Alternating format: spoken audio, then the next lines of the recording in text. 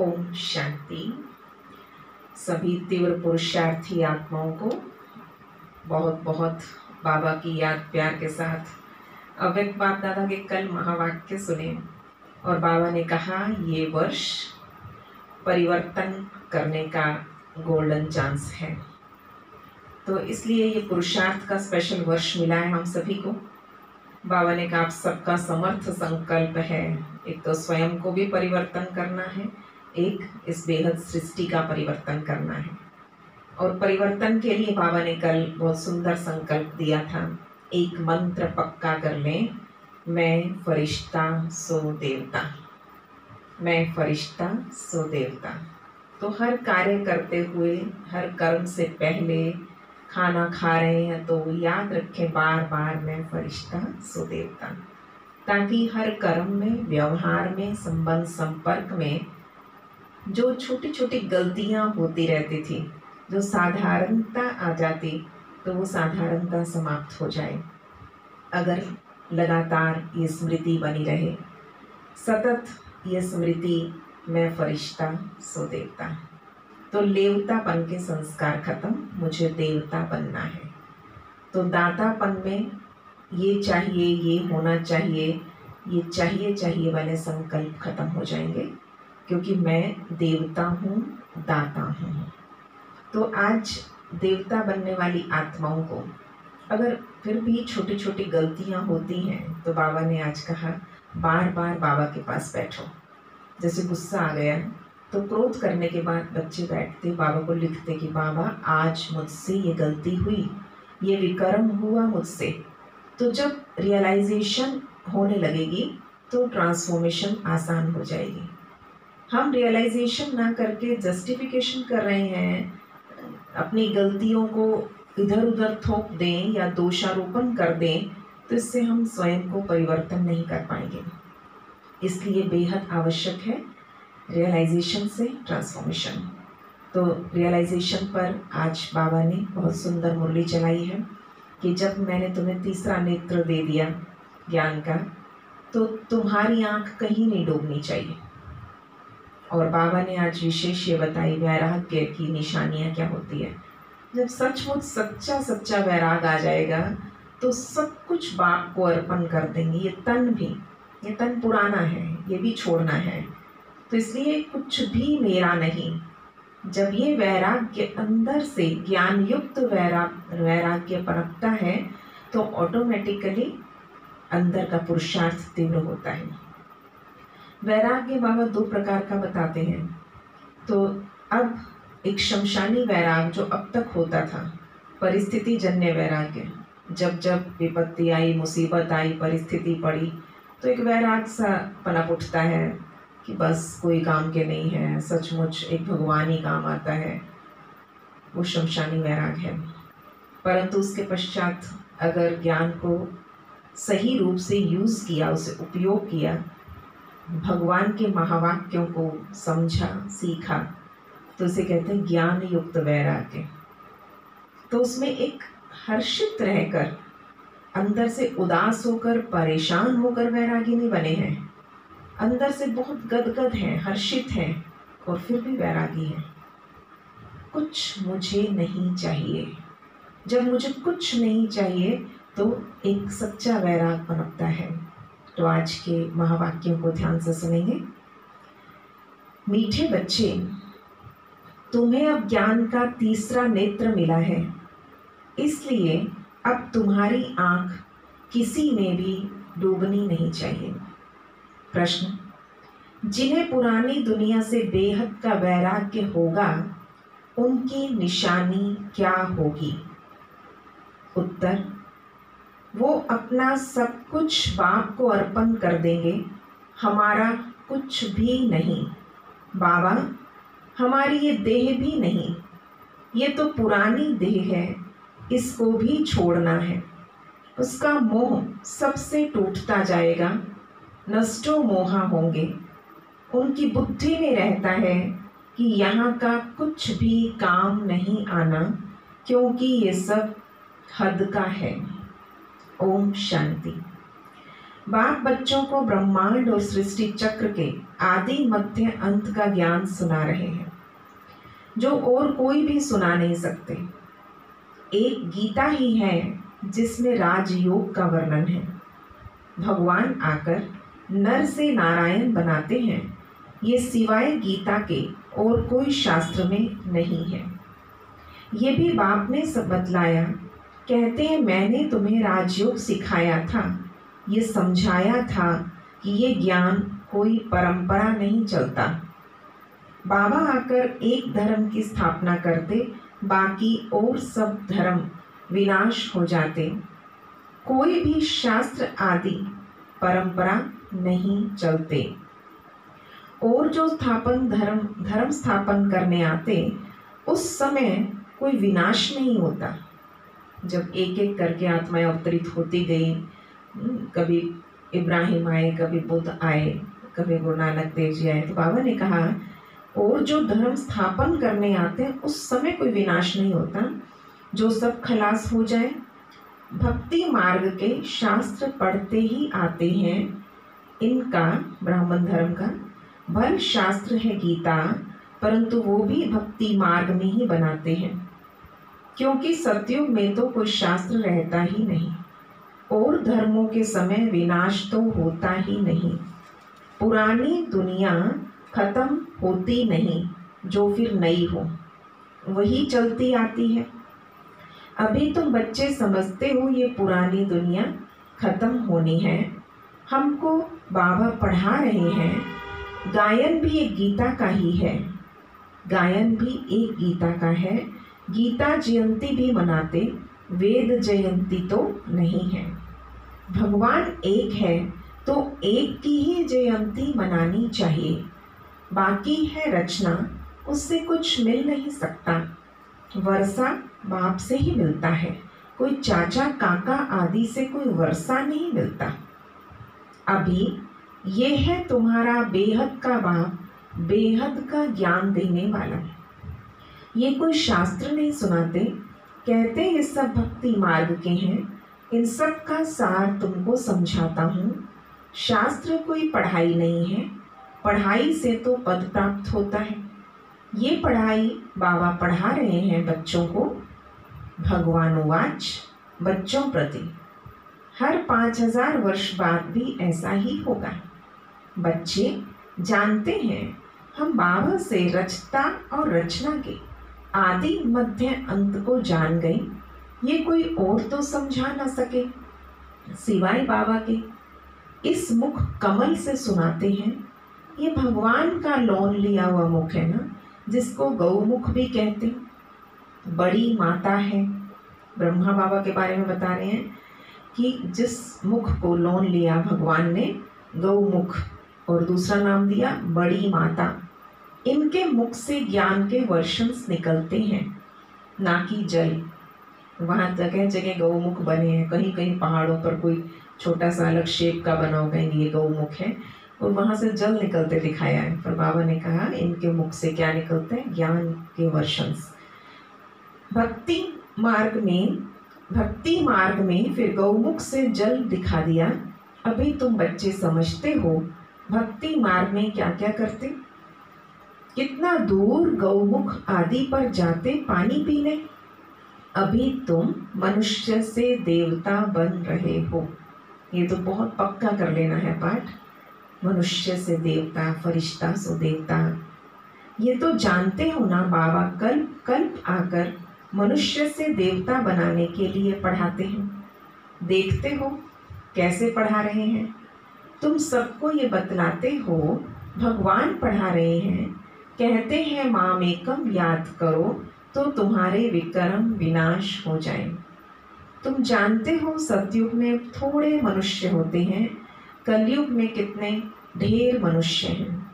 बाबा आकर आदि सनातन देवी देवता धर्म की स्थापना कर रहे हैं। हम मनुष्य से देवता बन रहे हैं। तो बाबा आज अटेंशन दिला रहे हैं कैसी धारणा होनी चाहिए। मनुष्य से देवता बनने वाले बच्चों में दैवी गुण दिखाई देंगे। उनमें क्रोध का अंश भी नहीं होगा। अगर कभी क्रोध आ गया तो झट बाबा को लिखेंगे, बाबा आज हमसे ये भूल हो गई, हमने क्रोध कर लिया, विकर्म कर लिया। बाप से तुम्हारा कितना कनेक्शन है। बाबा क्षमा करना। बाबा कहते क्षमा होती नहीं है, बाकी आगे के लिए ऐसी भूल नहीं करना। टीचर कोई क्षमा नहीं करते, रजिस्टर दिखाते हैं कि तुम्हारे मैनर्स अच्छे नहीं हैं। बेहद का बाप भी कहते तुम अपने मैनर्स देख रहे हो, रोज़ अपना पोता मेल देखो, किसी को दुख तो नहीं दिया, किसी को तंग तो नहीं किया।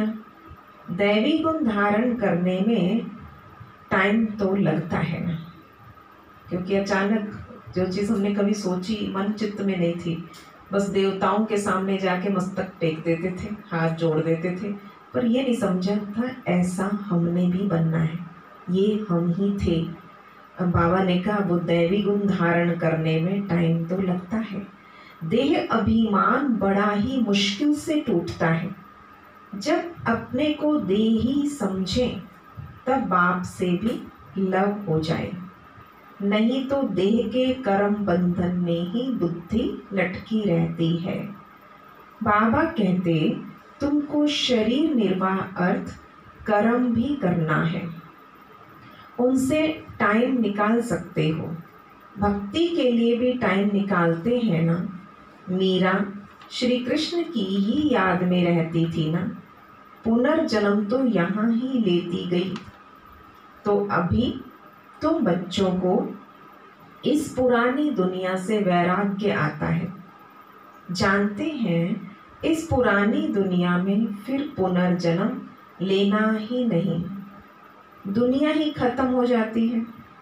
ये सब बातें तुम्हारी बुद्धि में हैं। जैसे बाबा में ज्ञान है वैसे बच्चों में भी है। ये सृष्टि का चक्र और कोई की बुद्धि में नहीं है, तुम्हारे में भी नंबरवार है। जिसकी बुद्धि में ये रहता है ऊंचते ऊंच पतित पावन बाप है, वो हमें पढ़ाते हैं, ये भी तुम ही जानते हो।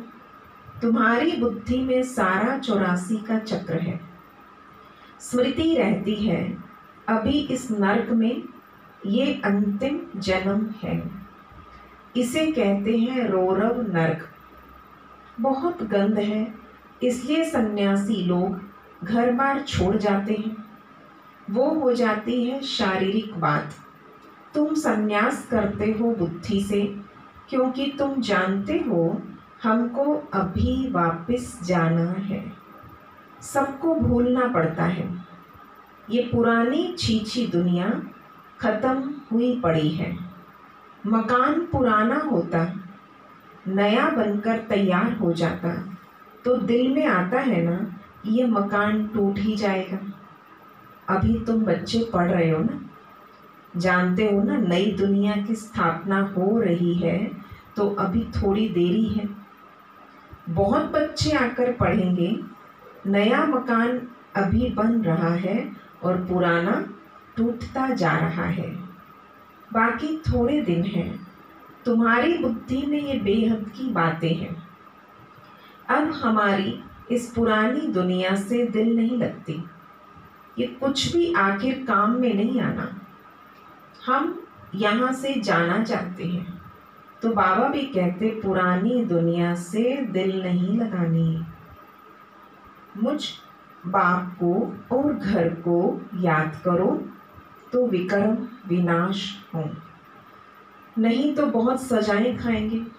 कैसे छोटे छोटे एग्जाम्पल दे के बाबा बता रहे हैं, पुरानी दुनिया नई दुनिया।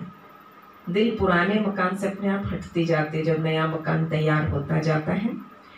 तो बाबा ने कहा बाप को और घर को याद करो तो विकर्म विनाश हो, नहीं तो बहुत सजाएं खाएंगे, पद भी भ्रष्ट हो जाएगा। आत्मा को फुरना लगा हुआ है। हमने 84 जन्म हो गए हैं, अब बाबा को याद करना है, तब विकर्म विनाश होंगे। बाप की मत पर चलना है, तभी श्रेष्ठ जीवन बनेगी। बाबा है ऊंचते ऊंच, ये भी तुम ही जानते हो। बाबा अच्छी रीति स्मृति दिलाते हैं। वो बेहद का पिता, ज्ञान का सागर है, वही आकर पढ़ाते हैं। बाबा कहते ये पढ़ाई भी पढ़ो, शरीर निर्वाह अर्थ भी सब कुछ करो, परंतु ट्रस्टी होकर रहो। जिन बच्चों को पुरानी दुनिया से बेहद का वैराग्य होगा, वो अपना सब कुछ बाप को अर्पण कर देंगे। हमारा कुछ भी नहीं बाबा, हमारी ये देह भी नहीं, ये तो पुरानी देह है ना, इसको भी छोड़ना है। तो इससे मोह टूटता जाता है, नष्टो मोहा हो जाना है। ये बेहद का वैराग्य है, वो हद का वैराग्य होता है। बुद्धि में है हम स्वर्ग में जाकर अपने महल बनाएंगे, यहाँ का कुछ भी काम नहीं आएगा, क्योंकि ये सब हद का है, यहीं का है, यहीं रह जाएगा, इसी दुनिया का है। तुम अभी हद से निकल बेहद में जाते हो। तुम्हारी बुद्धि में बेहद का ज्ञान ही रहना चाहिए। अभी और कोई में भी आंख नहीं डूबती है। अब तो अपने घर जाना है। कल्प कल्प बाप आकर हमें पढ़ाए, साथ ले जाते हैं। तुम्हारे लिए कोई नई पढ़ाई नहीं है। तुम जानते हो कल्प कल्प हम पढ़ते हैं, तुम्हारे में भी नंबरवार हैं। सारी दुनिया में कितने ढेर मनुष्य हैं, परंतु तुम थोड़ी जानते हो।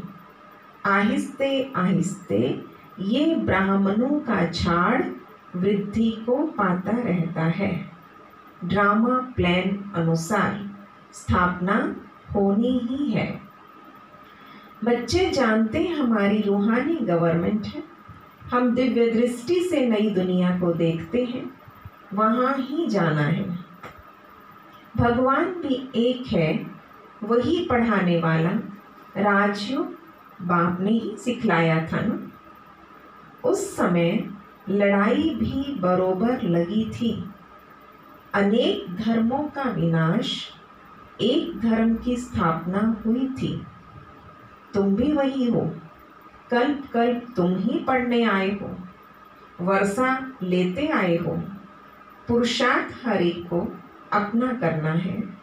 ये है बेहद की पढ़ाई। ये शिक्षा कोई मनुष्य मात्र दे न सके। बाबा ने श्याम और सुंदर का भी राज समझाया, और तुम भी समझते हो अभी हम सुंदर बन रहे हैं। पहले श्याम थे। श्री कृष्ण कोई अकेला थोड़ी था, सारी राजधानी थी ना। अभी तुम समझते हो हम नरकवासी से स्वर्गवासी बन रहे हैं।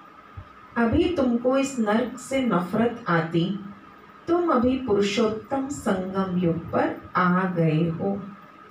इतने ढेर आते हैं, इनसे भी निकलेंगे फिर भी वही जो कल्प पहले निकले होंगे। संगम युग को ही अच्छी रीति याद करना है। हम पुरुषोत्तम अर्थात मनुष्य से देवता बन रहे हैं। मनुष्य तो ये भी नहीं समझते कि नरक क्या है और स्वर्ग क्या है। कहते हैं सब कुछ यहाँ ही है। जो सुखी है वो स्वर्ग में है, जो दुखी है वो नरक में है। अनेक मतें हैं, एक घर में भी अनेक मतें हो जाती है। बच्चों आदि में मोह की रग है, वो टूटती नहीं है। मोहवश कुछ समझते थोड़ी हैं कि हम कैसे रहते हैं। जैसे रह रहे हैं, क्या ये ज्ञान युक्त रहन सहन है? स्वयं से स्वयं पूछे तो पूछते हैं बच्चे की शादी कराएं, परंतु बच्चों को ये भी ला समझाया जाता है। एक नियम समझाया बाबा ने कि तुम स्वर्गवासी होने के लिए एक तरफ तो नॉलेज ले रहे हो और दूसरी तरफ पूछते हैं इनको नरक में डालें। पूछते हो तो बाबा कहेंगे जाके करो।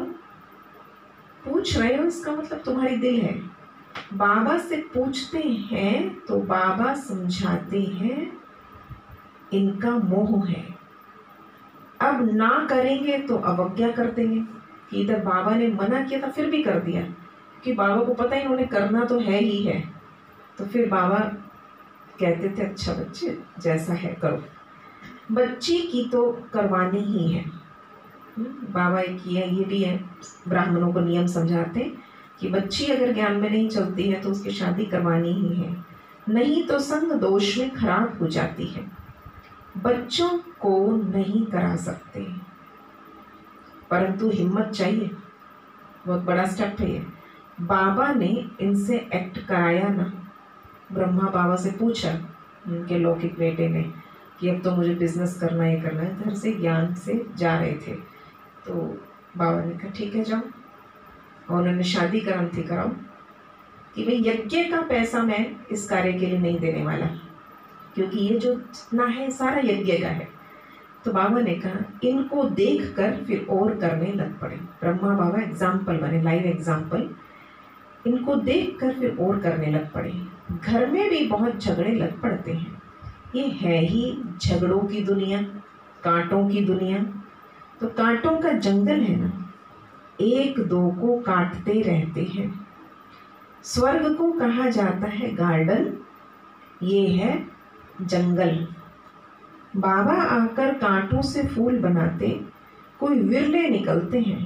प्रदर्शनी में भल हाँ हाँ करते हैं, पर समझते कुछ भी नहीं। एक कान से सुनते हैं, दूसरे से निकाल देते हैं। राजधानी स्थापन करने में टाइम तो लगता है ना। मनुष्य अपने को कांटा समझते थोड़ी हैं। इस समय सूरत मनुष्य की भल है, परंतु सीरत बंदर से भी बदतर है। परंतु अपने को ऐसा समझते नहीं हैं, तो बाबा कहते अपनी रचना को समझाना है। अगर नहीं समझते हैं तो भगा देना चाहिए, परंतु वो ताकत चाहिए ना। बाबा ने क्या कमजोरी बताई? मोह का कीड़ा ऐसा लगा रहता है जो निकल ना सके। यहाँ तो नष्टो मोहा बनना है। मेरा तो एक शिव बाबा, दूसरा ना कोई। अब बाप आए हैं लेने के लिए, पावन बनना है, नहीं तो बहुत सजा खाएंगे, पद भी भ्रष्ट हो जाएगा। अब अपने को सतो प्रधान बनाने का ही फुरना लगा हुआ है। शिव के मंदिर में जाकर तुम समझा सकते हो। भगवान ने भारत को स्वर्ग का मालिक बनाया था, अब वो फिर से बना रहे हैं। कहते हैं सिर्फ माँ मेकम याद करो। अच्छा, मीठे मीठे सिकिलधे बच्चों प्रति माता पिता बाप दादा का याद प्यार और गुड मॉर्निंग। रूहानी बाप की रूहानी बच्चों को नमस्ते। हम रूहानी बच्चों की रूहानी बाप दादा को नमस्ते जी, नमस्ते जी। गुड मॉर्निंग बाबा, शुक्रिया बाबा। धारणा की बात है आज। इस पुरानी दुनिया से बेहद का वैरागी बन अपना सब कुछ अर्पण कर देना है।